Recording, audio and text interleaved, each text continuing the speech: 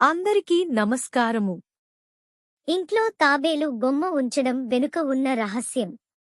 తాబేలు ప్రతిమను ఇత్తడిలో కాని క్రిస్టల్లో గాని తీసుకుని దానిని ఇత్తడి ప్లేట్ లేదా గాజు పాత్రలో గాని నీటిని పోసి తాబేలుని ఉంచి దానిని ప్లేట్తో సహా ఉత్తర దిక్కున ఉంచాలి.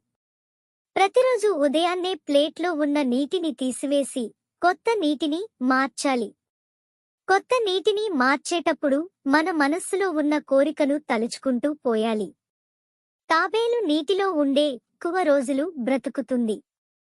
కాబట్టి తాబేలుని నీటిలో ఉంచడం వలన తాబేలుకి సహజ సిద్ధ వాతావరణంలో ఉంచాము అన్న అనుభూతి కలుగుతుంది. బ్రతికి ఉన్న తాబేలుని కూడా అక్వేరియంలో ఉంచి ఇంటి ఉత్తర దిక్కున ఉంచవచ్చు. తాబేలుని విష్ణు భగవానుడి స్వరూపంగా కొలుస్తారు. వాస్తుశాస్త్రం రీత్యా ఉత్తర దిక్కు బుధునికి చెందిన దిక్కు అని, ఉత్తరం కుబేర స్థానంగా భావిస్తారు.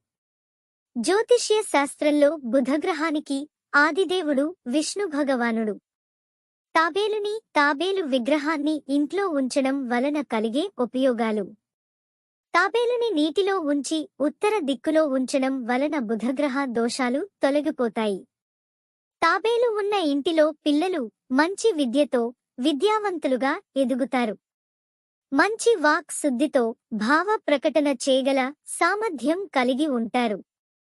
తాబేలు ఉన్న ఇంటిలో వాస్తు దోషాలు ఉంటే కొంతవరకు దోష నివారణ జరుగుతుంది. అలాగే ఇంటిలోని వారికి మనశ్శాంతి, మానసిక ప్రశాంతత కలుగుతుంది. తాబేలు ఉన్న ఇంటిలో ధనానికి ఎటువంటి లోటు ఉండదని వాస్తుశాస్త్ర నిపుణులు చెబుతున్నారు.